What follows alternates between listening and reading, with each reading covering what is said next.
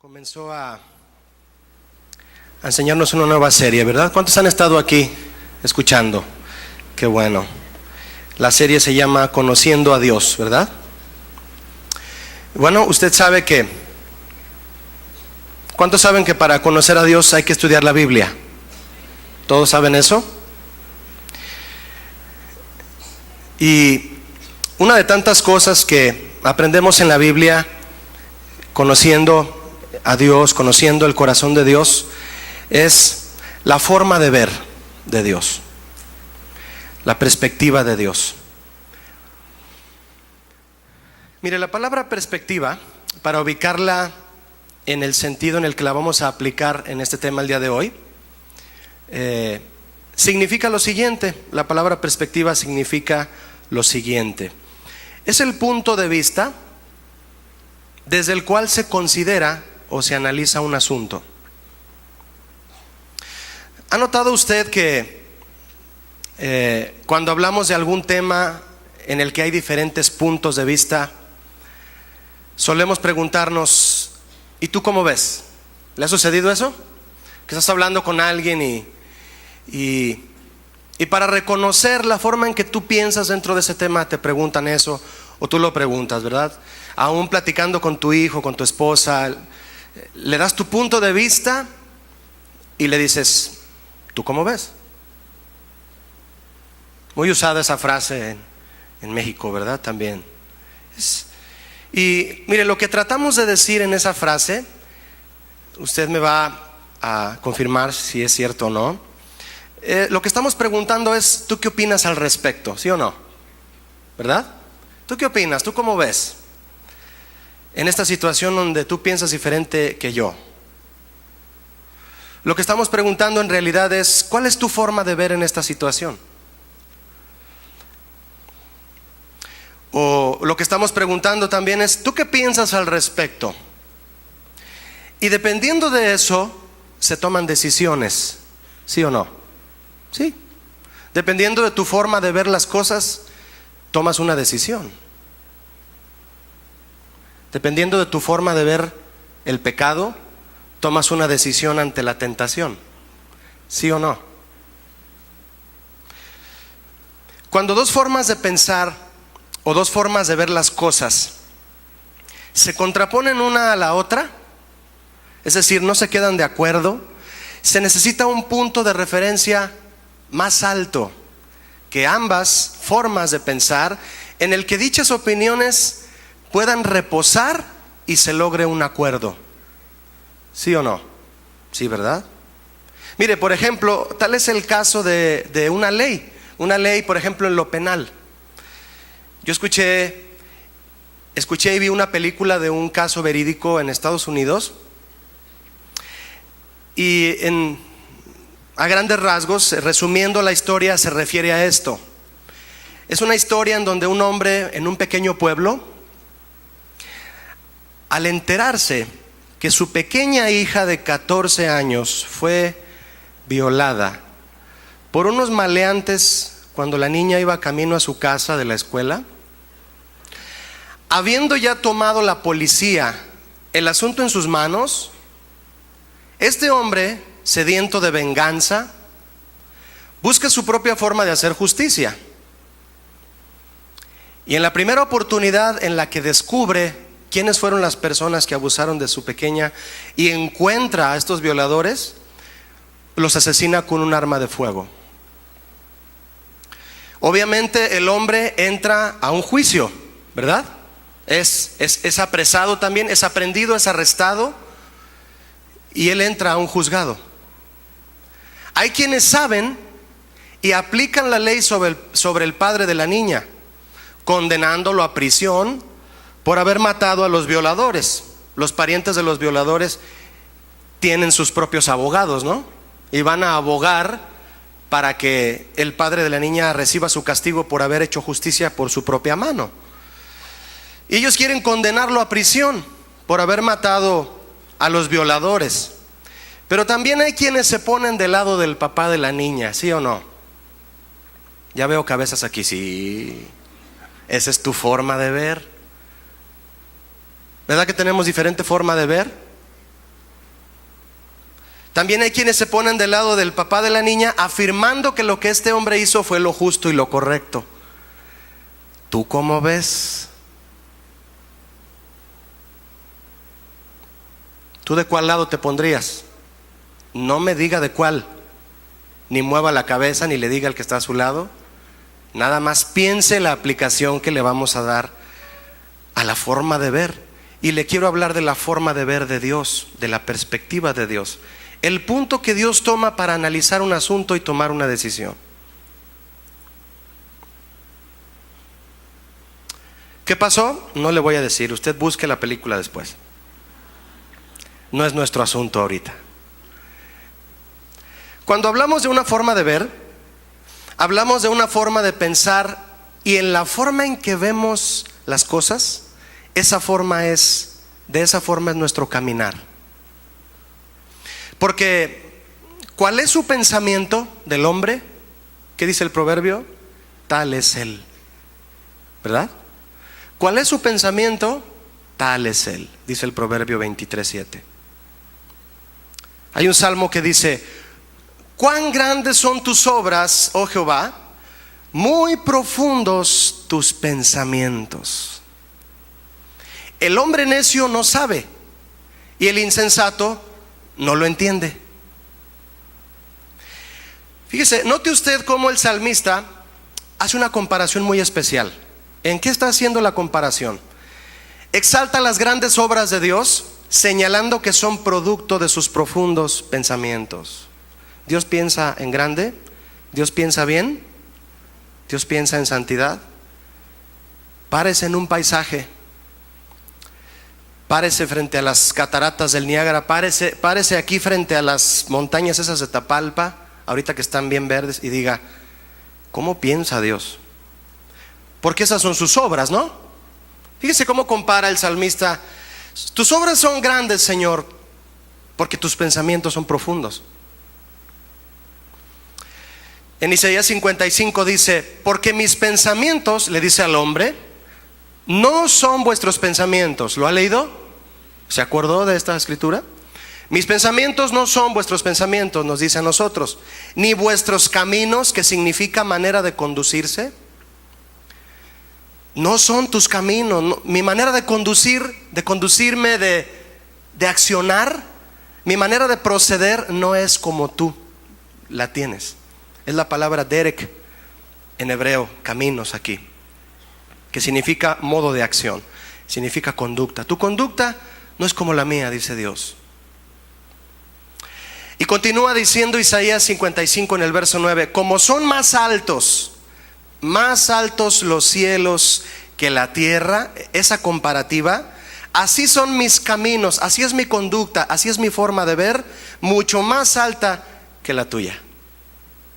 Y mis pensamientos más que tus pensamientos. Fíjese que aquí me está diciendo que los pensamientos de Dios, la forma de ver las cosas de Dios, su perspectiva, que está plasmada en la Biblia, es el punto de referencia más alto en el que las demás opiniones deben reposar para encontrar un justo acuerdo, ¿sí o no? Cuando tú vas con tu esposa, con tu hijo, y no te puedes poner de acuerdo porque él piensa diferente que tú, pues tú vas a la Biblia y le dices: mira hijo, mira esposa, la Biblia dice esto y hay que obrar conforme a esto. ¿Sí o no logran un acuerdo? Si hay humildad, claro. Si no quieren aceptar la opinión de Dios, pues no va a haber un acuerdo. Pero sí o no es el punto de referencia más alto en el que cualquier opinión debe reposar para encontrar un justo acuerdo. Sí lo es. Mis pensamientos son más altos que tus pensamientos. Fíjese, con respecto a ver, a la acción de ver, Dios estableció desde el principio, para aquellos que llamó a servirle, para los que iban a entrar a su presencia, una exigencia muy especial. Quiero invitarlo a que la vea conmigo. Vaya conmigo a Levítico, por favor. Levítico 21.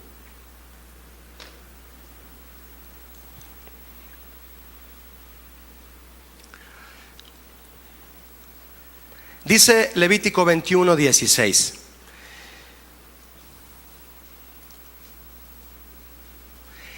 Y Jehová habló a Moisés diciendo, esto es la ley de Moisés, esto es la ley de Dios que había que respetarse y llevarse a cabo. Le dice en el verso 17, habla a Aarón y dile, ninguno de tus descendientes por sus generaciones que tenga algún defecto, diga conmigo defecto, se acercará para ofrecer el pan de su Dios.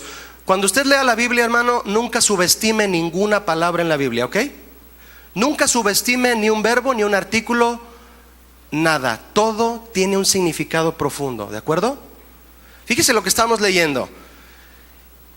Ninguno de tus descendientes, Aarón, le dice Dios a Moisés que le diga a Aarón, que tenga algún defecto, se debe acercar para ofrecer el pan de su Dios. No quiero que se acerque alguien a mi presencia que esté defectuoso.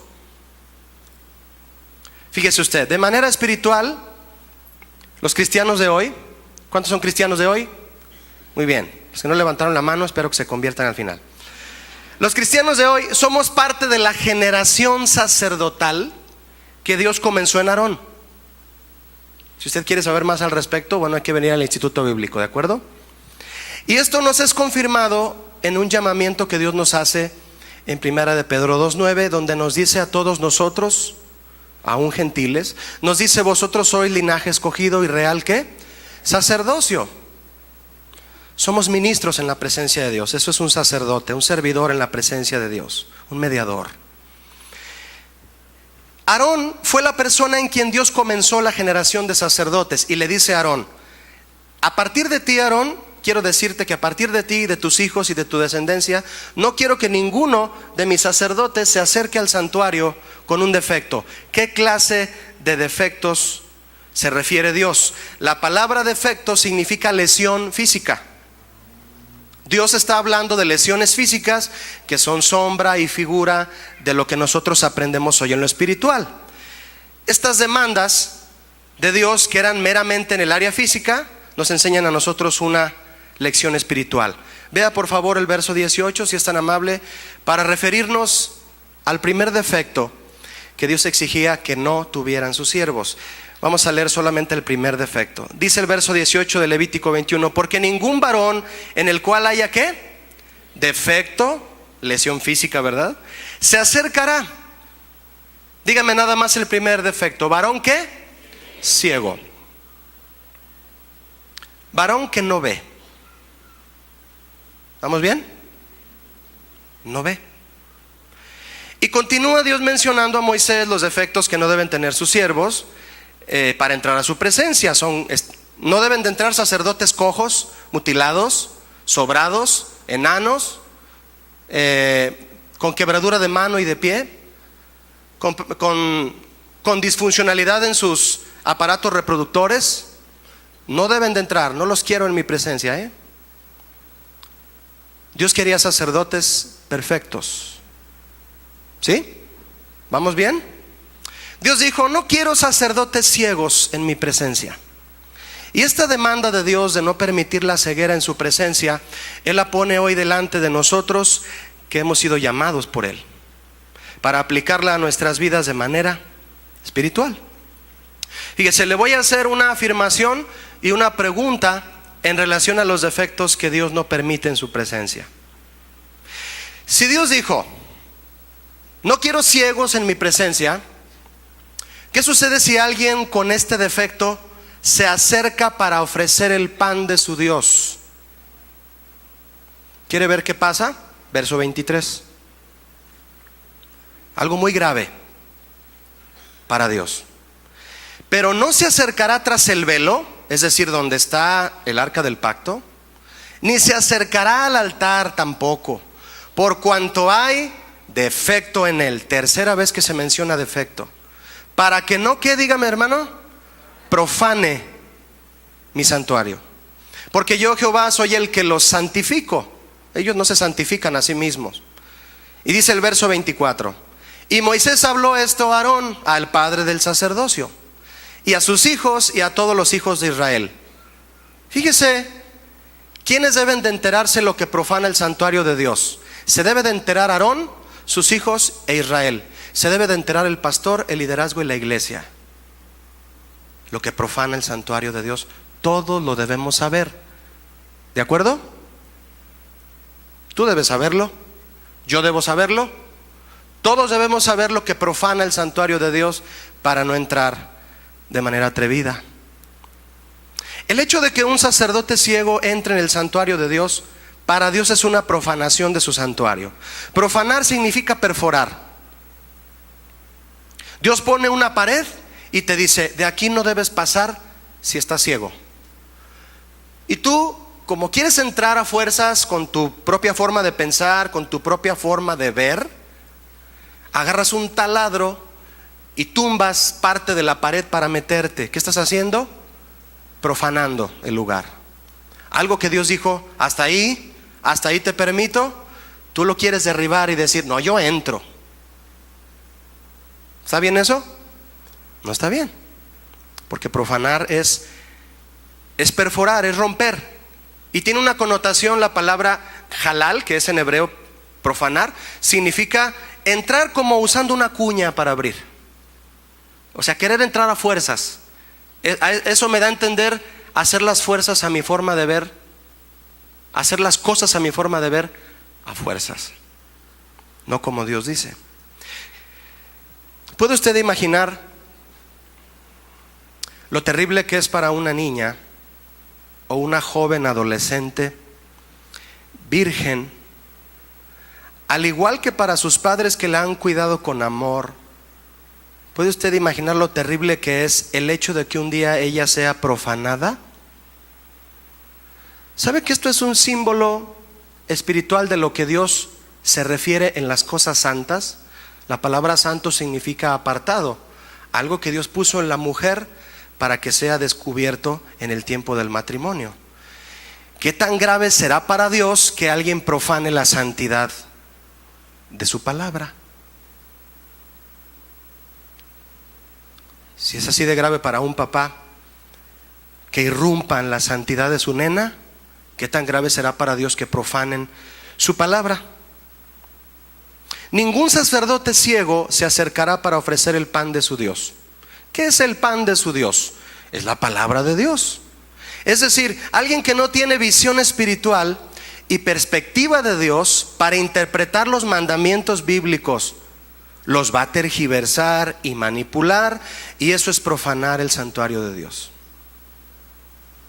Si tú deseas interpretar este libro a tu propia manera, arrancarle hojas de manera simbólica, eso es profanar la palabra de Dios, porque Dios puso un límite ahí.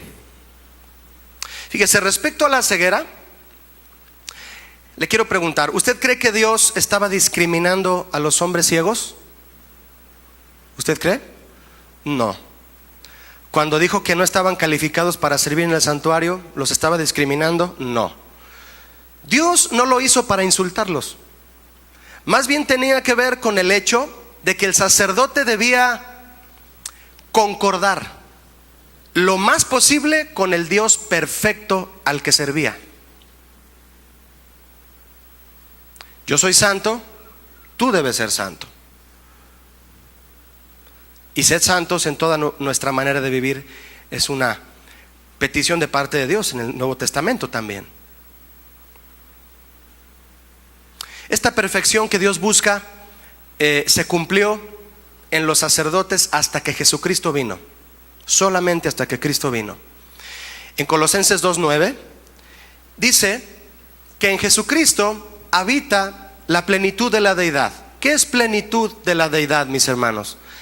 En Jesucristo habita Dios plenamente. Eso significa, deidad es Dios, plenitud es todo lo que Dios es. ¿Qué significa entonces Colosenses 2:9? Que en Cristo habita, en su ser, en el ser de Jesucristo habita todo lo que es Dios. Todo lo que es el Padre está en Jesús. Y dice que como Jesús habita en nosotros, somos completos en Jesús, ¿sí o no? Solamente hasta que Jesús vino se completa nuestra vida para ser perfectos. La palabra perfecto significa completo, significa íntegro, no significa que no falla. En la Biblia significa íntegro, completo, porque tenemos la plenitud de Cristo. Él es el que nos hace completos. Él es el que quita nuestra ceguera. Antes de venir Cristo a la tierra, a entregar su vida en la cruz, la Biblia nos habla de un velo que los sacerdotes no podían atravesar si no era permitido por Dios. Ese velo impedía ver la gloria de Dios, no se podía ver la gloria de Dios. Igualmente en nuestras vidas, el velo de nuestra carne, sentimientos y circunstancias nos impedían ver a Jesús. ¿A cuántos les pasó esto? Luego te comparten de la palabra y te das cuenta que todo lo que te rodeaba era solamente un velo que Dios comenzó a romper para que vieras a Jesús. Estábamos ciegos ante la persona de Jesús, pero Él en su gracia vino y quitó ese velo. Fíjese, entonces la perspectiva de Dios para vivir un cristianismo verdadero consiste en que cada día nuestro interés por lo espiritual desplace la atención a lo terrenal. Que cada día tengamos una mayor visión a las cosas de Dios, y una atención nula a las cosas de la tierra. Un hombre afanado por lo terrenal, distraído, afanado significa distraído en griego. Un hombre distraído por lo terrenal, que no pone su confianza en Dios al 100%, provoca que su visión de las cosas del Espíritu sea cada vez más corta, se va quedando ciego. Hay personas que físicamente, por problemas en su vista natural, se van quedando cada vez ciegos. ¿Se ha fijado? Si no es que hay aquí algunos que necesitan lentes cada vez con más aumento, ¿no? Y ya no ves bien, estás así y ya no ves bien. Pero creciendo en la palabra cada vez ves más, ¿sí o no? De manera simbólica, estás cerrando tus ojos a lo material y abres más tus ojos a lo espiritual. ¿Sí o no? Eso es lo que Dios quiere. Eso es el cristianismo verdadero. Abrir los ojos a lo espiritual y cerrarlos cada día más, y lo más pronto que se pueda, a las cosas de la carne. Pero un hombre que no confía en Dios al 100% acorta su vista espiritual queriendo ver más en lo material, y resulta que no ve de ninguna forma. Fíjese, como Tomás, por ejemplo. ¿Se acuerda de Tomás? Tomás se hizo famoso por eso, ¿verdad? Llegan y le dicen a Tomás: oye, Tomás, ¿supiste que Jesús resucitó? ¿Qué dijo? No creo. ¿Qué necesitaba para creer? Diga conmigo: ver. No es, dígame si no es la mentalidad de todo el mundo hoy en día. ¿Qué necesitan para creer? Ver. ¿Qué le dijo Jesús? Aquí están mis heridas, Tomás. Mete tus dedos, mete tus manos para que veas que soy yo. Y Jesús le dijo: bienaventurado el que cree sin haber visto. La perspectiva de Jesús no es ver para creer, es creer para ver. Como cristianos de los últimos tiempos, y debemos estar conscientes que son los últimos tiempos, es vital es que te va la vida en esto. Es vital examinarnos a diario, mis hermanos, y tratar con esas áreas de nuestra vida en las que estamos sufriendo ceguera espiritual. Sinceramente, dígame, no levante su mano, no hay problema, solo piénselo. ¿Usted cree que hay áreas en donde usted necesita abrir más los ojos? Si usted no levanta la mano, yo sí. A mí sí me está cayendo el 20. Sí. ¿No te ha pasado que de repente a los varones tuviste un trato con tu esposa en el que de repente llega el Espíritu Santo, ¡ting!, y tú abres los ojotes, ¿no? Ay, ¿qué le dije? Y ahí vas a pedir perdón, porque eres un buen cristiano. Amén. Yo confío en eso. ¿Y qué pasa ahí? Que cada día abres más los ojos para ver cómo Dios quiere que trates a tu mujer. ¿Sí o no? Cada día ves más. Se te hacen unos ojotes así grandes, porque cada día ves más en el Espíritu lo que a Dios quiere que veas, y volteas tu vista de las cosas que Dios no quiere que veas. Debemos estar pendientes de las cosas en donde hay ceguera. donde no vemos. Jesús, después de haber pasado tiempo considerable con sus discípulos, les hace ver que aún están ciegos a muchas cosas que ya deberían comprender. Ya deberían comprender. Ve conmigo, por favor, a Marcos 8, por favor. Marcos 8.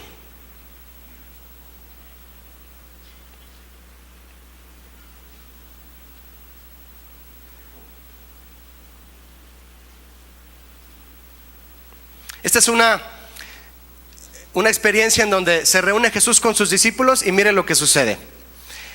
¿Lo tiene? Marcos 8:14, perdón, no les dije el versículo, 8:14. Dice, estaba la situación ahí y dice aquí, habían olvidado, es decir, puntos suspensivos de lo que pasó anterior, y de aquí comenzamos. Habían olvidado de traer pan. Fueron a una experiencia con Jesús, a un lugar, y no llevaron pan.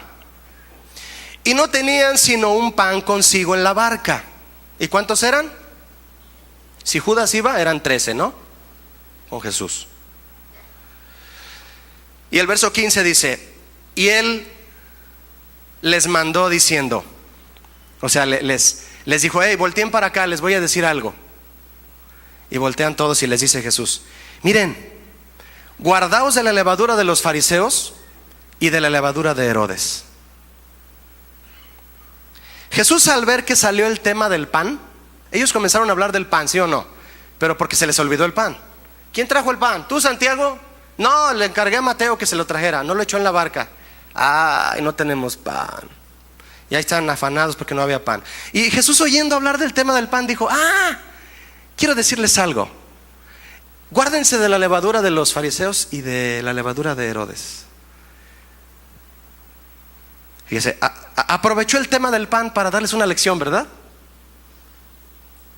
Y vea el verso 16 de Marcos 8. Y discutían entre sí diciendo, eso nos dice porque no trajimos pan. ¿Se fija? ¿Entendían lo que Jesús estaba hablando? Para nada entendieron. Como a veces tú y yo. Es que eso dice porque no trajimos pan. Nos está tirando indirectas. Esto nos muestra claramente que no entendían lo que Jesús estaba diciendo. Ahora ve el verso 17. Y entendiéndolo, Jesús les dijo, ¿entendiendo qué? Que no agarraban la onda, ¿verdad? Hablando así directo del hebreo. ¿Qué discutís? ¿Qué discutís? ¿Por qué no tenéis pan? Fíjate lo que les dijo. A ver, ¿qué están discutiendo? ¿Que no trajeron pan? ¿Eso están discutiendo? ¿No entendéis ni comprendéis? ¿Aún tenéis endurecido vuestro corazón? Teniendo ojos no veis, y teniendo oídos no oís, y no recordáis. El hecho de, mire mis hermanos, el hecho de que el corazón se endurece y no comprende la revelación de Jesús está ligado a una ceguera espiritual. ¿Amén o no amén? ¿Sí? Si tú comienzas a escuchar una predicación que si tú le pusieras atención y te dieras cuenta que Dios te quiere hablar algo especial a ti y no pones atención y te vas igual, Dios te va a hablar después y te va a decir, ¿qué pasó contigo? ¿Estás ciego o qué, verdad? Ya te hablé. ¿No te acuerdas de nada de lo que hemos vivido? Vea el verso 19 de Marcos 8. Cuando les dice Jesús, cuando partí los 5 panes entre 5,000, ¿cuántas cestas llenas de los pedazos recogisteis? Y ellos dijeron, ¿qué dijeron? 12. Y cuando los 7 panes entre 4,000, ¿cuántas canastas llenas de pedazos recogisteis? Ellos dijeron 7. Y les dijo Jesús, ¿cómo? ¿Aún no entienden? Imagínese a alguien ahí en ese momento. Ya entendí, Jesús, ya entendí. Lo que pasa es que lo que nos estás diciendo es que No estemos preocupados por no haber traído pan. Al cabo aquí estás con nosotros. Si nos hace falta pan, pues tú lo vas a sacar de alguna parte. Ah, ya entendí, Jesús. ¿Alguien dijo eso? Nadie lo entendió. Lo que Jesús les está diciendo es: están preocupados por el pan, no trajeron pan, y yo estoy aquí y están preocupados por el pan. Ya multipliqué allá entre 5,000 todo el pan, entre los 4,000 todo ese pan, y sobró. Y a ver, ¿qué pasa? ¿Por qué no entienden todavía? ¿Cuál era la razón por la que los discípulos estaban preocupados y discutían? No había provisión. ¿Se unió Jesús a su preocupación y entró también en la discusión? No entró. No entró en eso al ver que se les olvidó el pan. No. La perspectiva de Jesús era siempre enseñarles una lección espiritual que Él sacaba de cualquier cosa. Si no había algo para comer, ya se le ocurrirá algo a Jesús, ¿sí o no? Imagínate que llegas con Jesús en la noche a orar. No tienes ni un 5 para la renta, y mañana va a pasar el de la renta. El señor Barriga va a pasar a tu casa, ahí a cobrar la renta. Y tú estás como don Ramón, que nomás andas evadiendo. Y no tienes ningún 5 para la renta y te pones a orar en tu casa. Le estoy contando algo real, Y usted llega y se pone a orar y dice: Señor, no tengo para la renta. Y estoy algo preocupado. Me preocupa un poquito, Señor, porque ni para la leche de mi niña tengo. ¿Qué voy a hacer, Señor? Y el Señor oyéndote ahí arriba: oye, fíjate que quería contarte una historia. ¿Te acuerdas del rey David? ¿Te acuerdas cómo pecó con Betsabé? ¿Te acuerdas? Y tú: Señor, ¿eso qué? Dame para la renta, Señor. Y el Señor: todo te molesta, ¿no? Como si Dios nos cambiara el tema, ¿verdad? Lo que pasa es que Dios de todo saca una lección. Hasta de tu peor necesidad te quiere enseñar algo. ¿Sí o no? Pero mis hermanos, no lo vemos. No tenemos perspectiva para entender eso. Dice el salmista, el que leímos al principio: el necio no lo ve, el insensato no se da cuenta de las grandes obras de Dios y de la profundidad de sus pensamientos. Solo el sabio y el inteligente dicen: el Señor está hablando, yo le estoy pidiendo una cosa y Él me habla de otra. ¿Qué me querrá decir? ¿Qué es más importante lo que Él me va a hablar? La necesidad ya será suplida en algún momento. ¿Sí o no? Vaya conmigo al verso 22, si es tan amable, de ahí de Marcos 8. Estamos en Marcos 8, vaya conmigo al verso 22. Para afirmarles a sus discípulos Jesús la enseñanza acerca de ver, mire lo que pasa aquí. Vino luego a Betsaida y le trajeron un ciego. ¿Un qué? Un ciego. Y le rogaron que le tocase. Entonces, tomando la mano del ciego, le sacó fuera de la aldea. Jesús era discreto, no era fantoche como muchos de hoy, ¿verdad? Y escupiendo en sus ojos, le puso las manos encima y le preguntó si qué, si veía algo. Le dije, mi hermano, que cuando usted lea la Biblia nunca subestime ninguna palabra, estúdielas. Fíjese lo que ha pasado aquí. En otras palabras, Jesús le dijo a este hombre: te he tocado. Y le preguntó: hasta este momento, ¿tú cómo ves las cosas? Aplíquelo a su vida. Lo voy a aplicar a mi vida. Aplíquelo así. Jesús te dice hoy a ti: he tocado tu vida. ¿Cómo ves las cosas hasta el día de hoy? Es para usted, ¿Cómo ves y vives la vida cristiana hasta hoy? ¿Cómo la ves, la vida cristiana? ¿Vas bien? ¿Cuál es tu perspectiva en medio de esa situación de necesidad que tienes ahora? ¿Cuál es tu punto de vista para solucionar esa necesidad que tienes ahorita? ¿Cuál es? ¿Ponerte a preocuparte porque no trajiste pan? ¿O darte cuenta de que Jesús está ahí y a Él se le ocurrirá algo? 24, verso 24. Él mirando dijo, ¿quién dijo eso? El hombre de Betsaida. Dijo, veo los hombres como árboles, pero los veo que andan. Le pregunto a mi hermano, ¿tenía este hombre la visión completa o no? No. ¿Veía bien? No. Aquí se manejan dos verbos, mire. Uno de ellos tiene un trasfondo muy especial.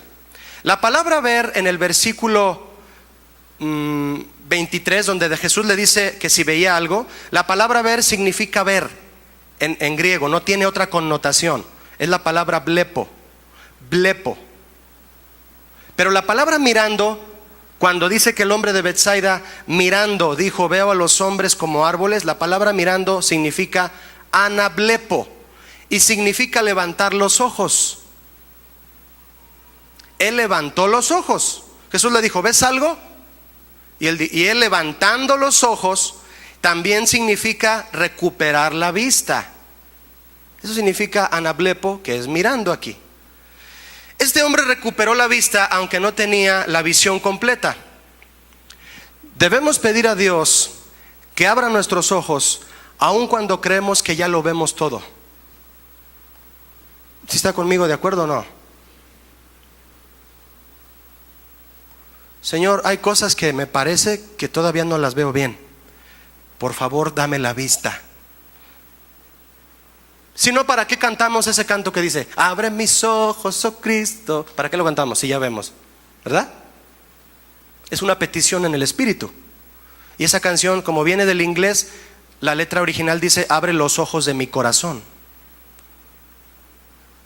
Y lo podemos cantar diariamente, porque queremos tener una experiencia con Jesús diario, para que Él cada día abra más nuestros ojos. ¿Cuántos quieren eso?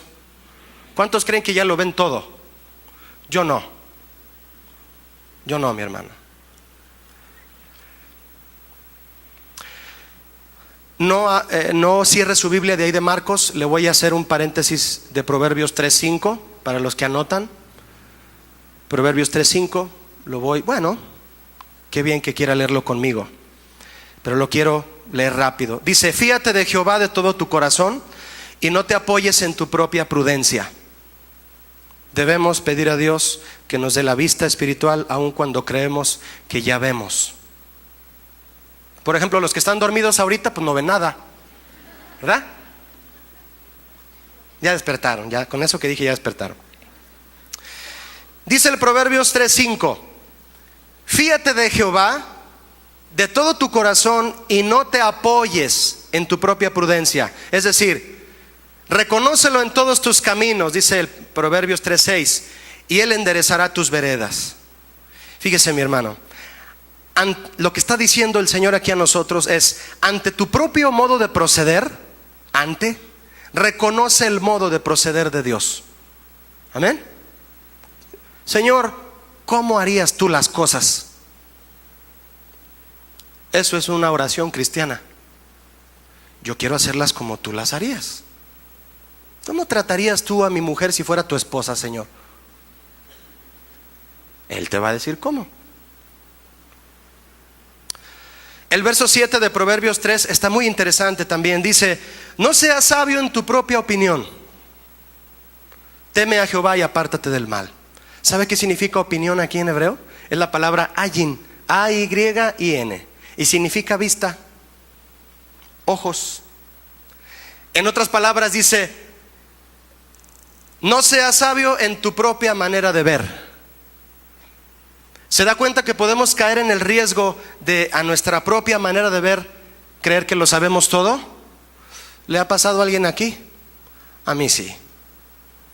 Y caigo en cuenta y le digo, Señor, perdóname, me creí un sabiondo. Pero no es así.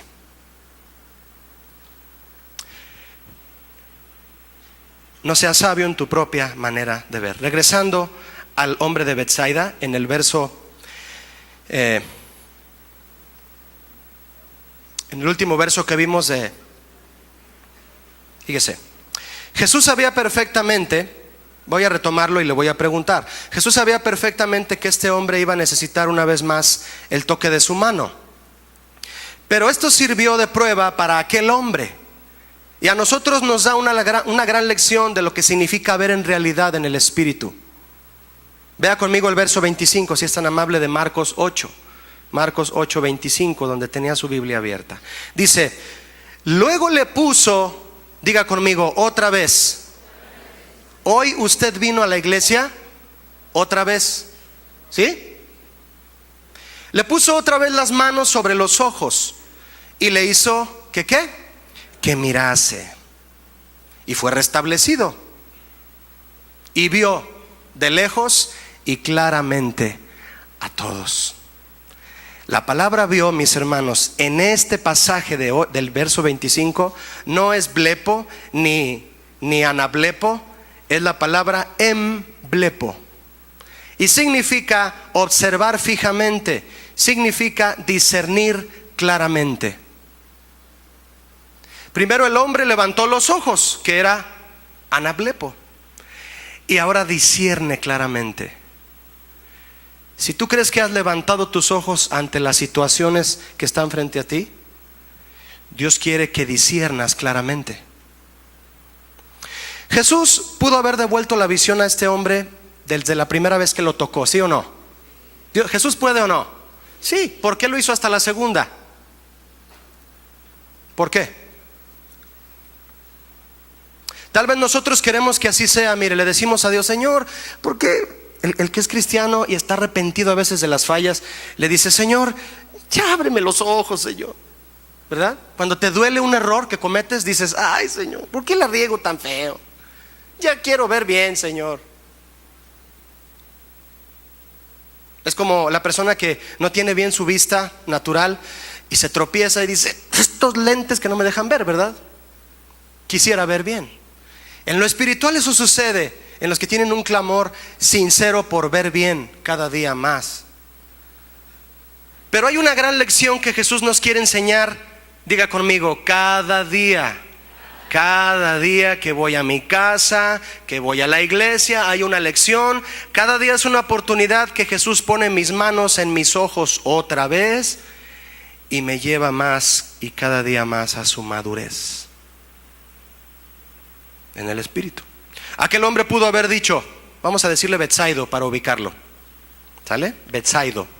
Aquel hombre pudo haber dicho, veo un poco borroso, Señor, pero con eso es suficiente. ¿Está bien eso? No. ¿Cuántos aquí están satisfechos con lo que han visto de Jesús hasta hoy? No. ¿Cuántos aquí saben que necesitan que Jesús los toque otra vez para ver como Él ve?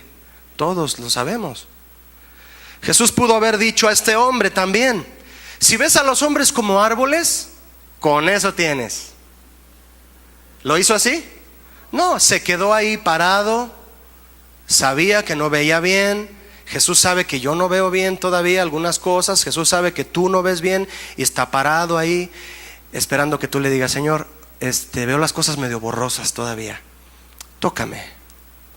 Él nos toca y discernimos claramente. Amén. ¿Cuántos quieren eso hoy? Yo sí lo quiero.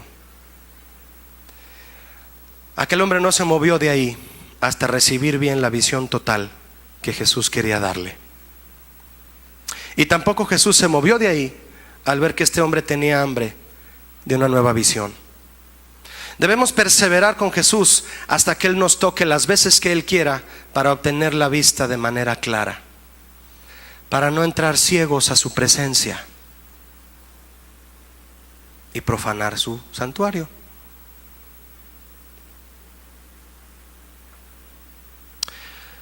Cada día podemos pedir, Señor, abre mis ojos este día para ver aquellas cosas que creo estar viendo ya y en realidad me ha faltado visión para hacer tu voluntad en mi familia, en mi trabajo, en mi vida personal, en el ministerio. Y a una oración como esta Dios responde. Hay una palabra para los que buscan a Dios en esta área, y Dios dice: guiaré a los ciegos por camino que no sabían. Les haré andar por sendas que no habían conocido. Delante de ellos cambiaré las tinieblas en luz y lo escabroso en llanura. Estas cosas les haré y no los desampararé, dice el Señor. Isaías 42. Jesús puede sanarnos de enfermedades terminales. Escúcheme bien lo que le digo. Pero ¿de qué servirá si continuamos estando ciegos espiritualmente? ¿Ya visitaste a aquella persona que tiene cáncer? ¿Ya lo visitaste? ¿Ya visitaste a aquella persona que tiene diabetes? ¿Ya visitaste a aquel que tiene leucemia? A quien el doctor le dijo: te quedan 6 meses de vida aproximadamente. ¿Ya lo visitaste? ¿Qué le dijiste cuando lo visitaste? ¿Que Jesús lo puede sanar o que lo quiere salvar?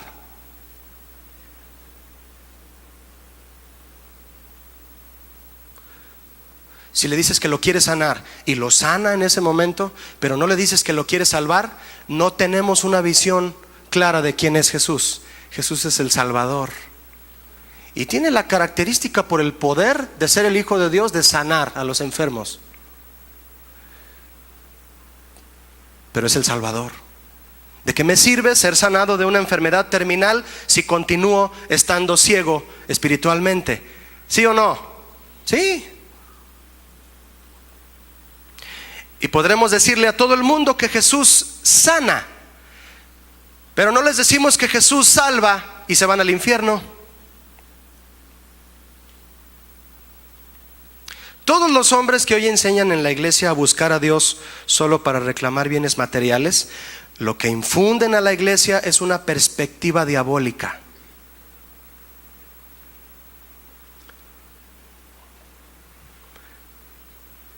Dice la Biblia que los guardianes de Israel, los que deberían cuidar a Israel, son ciegos e ignorantes, dice Isaías 56. Vaya conmigo, mi hermano, a Mateo 23, por favor, para que vea usted la forma tan directa en que Jesús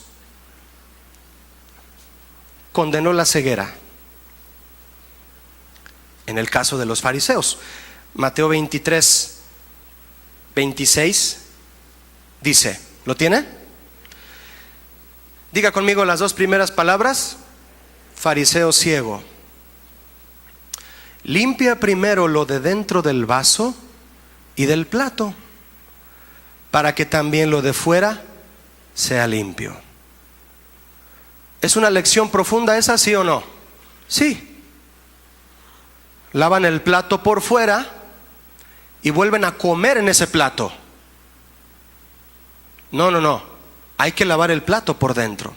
¿De qué les estaba hablando Jesús? De su corazón. Se supone que los fariseos tenían la responsabilidad de guiar a la gente de Israel en la revelación de la ley. Se supone que eran expertos en la ley para decirle al pueblo: aquí dice que un Mesías va a venir, hay que esperarlo. Y que Jesús apareciera y ellos les dijeran: miren, ahí está, Él es. Porque Él cumple todas las profecías, inclusive la de haber venido en un burro. Todas las profecías se cumplen, Él es el Mesías. Pero no lo hacían. Le apretaban más la venda al pueblo de los ojos. Si el pueblo tenía una venda, les hacían otro nudo a la venda, por su ignorancia. Algo que, bueno, ¿eso por qué sucedía, mi hermano? Porque un ciego no puede guiar a otro ciego, ¿verdad? Algo que sobresalía en los fariseos era su conocimiento aquí, en las cosas de la ley. Pero jamás abrieron el entendimiento ni su corazón al mensaje de Jesús para discernir con sencillez y sabiduría lo que Jesús traía para recibir revelación. Mire, lo que Jesús buscaba era sencillez de corazón para abrir los ojos, antes que conocimiento. Que fueran ellos sencillos y abiertos de corazón, pero por su obstinación los hacía continuar ciegos. Todo el conocimiento que podemos adquirir de la Biblia, todo esto nos debe de llevar a una visión más clara de quién es Jesús y aplicarlo de inmediato en nuestra manera de vivir. ¿Sí? Si tú aplicas todo lo que sabes de la Biblia para juzgar, para presumir, para manipular, esa no es la visión de Jesús para lo cual debemos estudiar la palabra. La palabra de Dios se debe estudiar para aplicarla en nuestro diario vivir y ser de verdadero testimonio. Eso es visión espiritual. Quiero hacerle una pregunta para llegar a la conclusión de este tema, hermano. ¿Sabe usted lo que son los puntos ciegos en la vista humana? Si hay alguien aquí que sea oftalmólogo, me va a decir: yo sí sé, Julio. ¿Sabe usted lo que son los puntos ciegos en la vista humana? Yo también me sorprendí, mire, al ver el significado. En una definición enciclopédica, bueno, mire, ¿no le ha pasado a usted que usted va manejando y usted ve bien, usted tiene buena vista, pero llega un momento en que usted revira hacia algún lado y usted da vuelta y no se fijó que por este lado venía un ciclista o un motociclista, y hay un momento en donde se junta la retina con el nervio óptico que no nos deja ver ciertos puntos en el área que estamos viendo? ¿Me explico? Eso se le llama un punto ciego. Usted dice: no lo vi, ¿verdad? No lo vi, pero venía atrás de ti, no lo vi. Y usted dice la verdad. Hay gente que no dice la verdad, pero cuando usted dice la verdad y dice no lo vi, eso se llama punto ciego. Un punto ciego es precisamente la unión entre la retina y el nervio óptico. Eso ocasiona una falta tanto de conos, son términos médicos de la vista. Eso ocasiona una falta de conos y de bastones, perdiendo así toda la sensibilidad óptica en esa área. Esta es la aplicación espiritual. Dios nos hizo así, por algo nos hizo así. En ese punto se pierde toda sensibilidad óptica en esa área que tú estás viendo. No viste algo, no estás ciego, es un punto ciego. Hay una definición del diccionario Larousse muy interesante que dice: un punto ciego es una localización del fondo del ojo insensible a la luz. Insensible a la luz, que corresponde a la entrada del nervio óptico. ¿Qué pasa con eso? Ahí va. Normalmente no percibimos su existencia del punto ciego, debido a que el punto ciego de un ojo es suplido por la información del otro ojo. El otro ojo le dice al que no vio: era esto. Eso que pasó así rápido, que no viste que era un zancudo, y no lo alcanzaste a matar, y te va a picar en la noche. El ojo le dice al otro. Eso dice aquí. Bueno, no dice científicamente, pero eso me entiendo yo.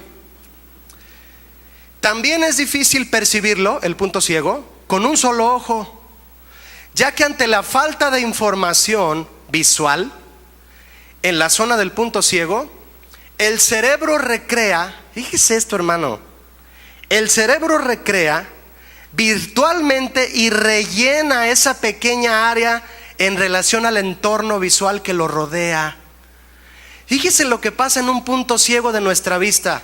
Cuando no vemos algo, ¿sabe lo que hace el cerebro? Rellena con partes de lo que estás viendo. Por ejemplo, si yo volteo para este lado y está la pared color marrón, ese color oscuro ahí, y yo volteo y hay una mancha negra, yo volteo así y no veo la mancha negra, porque mi mente rellenó el punto ciego con el color marrón de la demás parte de la tabla.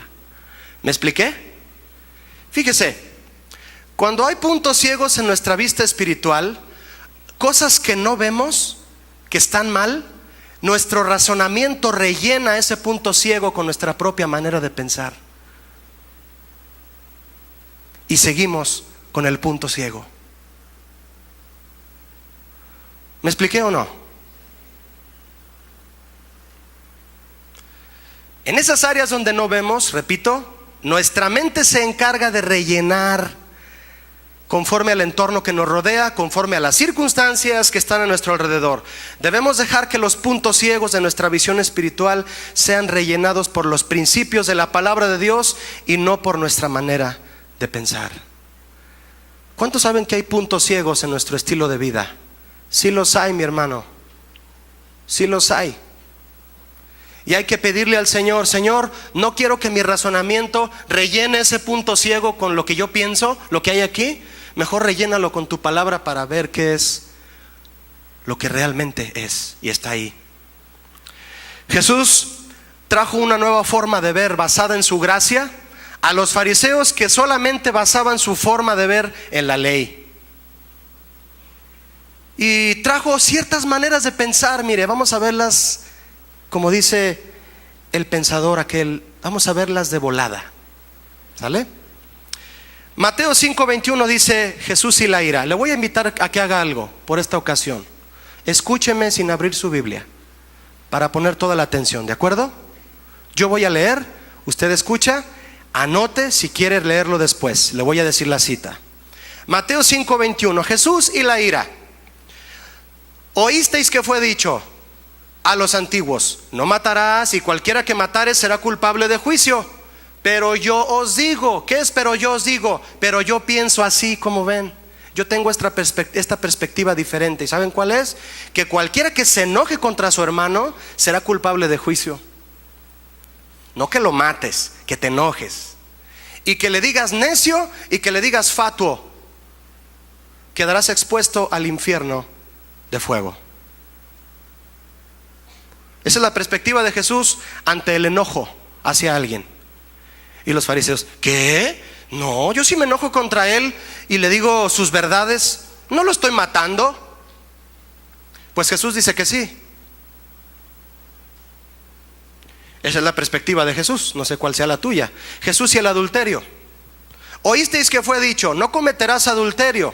Pero yo os digo, Mateo 5:27, esta es mi perspectiva, que cualquiera que mira a una mujer para codiciarla, ya adulteró con ella en su corazón. Ay, pues qué difícil está la perspectiva de Jesús. Es que la perspectiva de Jesús proviene de la santidad, ¿verdad? Por tanto, si tu ojo derecho te es ocasión de caer, sácalo y échalo de ti. Mejor es que entres tuerto al reino de los cielos y con tus dos ojitos verdes o azules al infierno. Jesús y el divorcio. También fue dicho en Mateo 5:31. Usted lea Mateo 5 y ahí viene todo. También fue dicho: cualquiera que repudie a su mujer, dele carta de divorcio. ¿Sabe por qué dijo eso Jesús? Porque en la ley de Moisés había una cultura de que cuando se le antojara a un varón separarse de su esposa porque ya le gustó otra, simplemente llegaba y le decía: ¿sabes qué? Ya no, se acabó. ¿Puedes irte? Inclusive te vi que le sonreíste al de la tribu de Rubén. Así que te puedes ir. Yo voy a casarme con una de la tribu de Manasés. Así era. ¿Y sabe qué tuvo que hacer Moisés? Decirle a los hombres a través de la ley de Moisés: ustedes no van a repudiar a su esposa así de fácil. Me van a traer una carta escrita de que la repudian y cuál es la razón, y entonces la van a despedir de su casa. ¿Qué evitó eso? Que hubiera menos divorcios. ¿Usted cree que la idea de Dios, cuando un matrimonio no funciona, la idea de Dios es darnos una solución de separarnos los que estamos casados para que se acaben los problemas? Mis hermanos, la idea de Dios es que el matrimonio nunca se rompa. La idea de que el matrimonio se disuelva es una idea del hombre. ¿Sabe lo que le dijo Jesús a los fariseos cuando le dijeron: Jesús, en la ley dice que si un hombre repudia a su mujer le puede dar carta de divorcio? Y Jesús les dijo: eso es por vuestra dureza de corazón. Pero ¿no oyeron que en el principio fue dicho que el varón y la hembra fueron creados uno para el otro, y que dejarán a su padre y a su madre y serán una sola carne? Lo que Dios unió no lo separe el hombre. Perspectiva de Jesús. Y a veces hasta entre los cristianos ha entrado la perspectiva de que: oye, brother, pues ¿sabes qué? Mi esposa y yo no nos entendemos, me parece que no fue la voluntad de Dios. Y andas buscándole por una y otra forma separarte de ella. No seas collón, hiciste un pacto en el altar. ¿Sí o no? Perdónelo de altar. La perspectiva de Jesús y el divorcio. La perspectiva de Jesús y los juramentos. Dice Jesús: oísteis que fue dicho a los antiguos: no perjurarás, sino cumplirás al Señor tus juramentos. Jesús dice: pero yo os digo, mejor no juren. Mejor que tú sí sea sí y tú no sea no, pero no jures. Mejor sé hombre de verdad y mujer de verdad. Que lo que digas que vas a hacer lo hagas, y lo que no, no lo hagas. Esa es mi perspectiva, dice Jesucristo. Así pienso yo, así veo las cosas. En el amor hacia los enemigos, Jesús dice: oísteis que fue dicho ojo por ojo y diente por diente,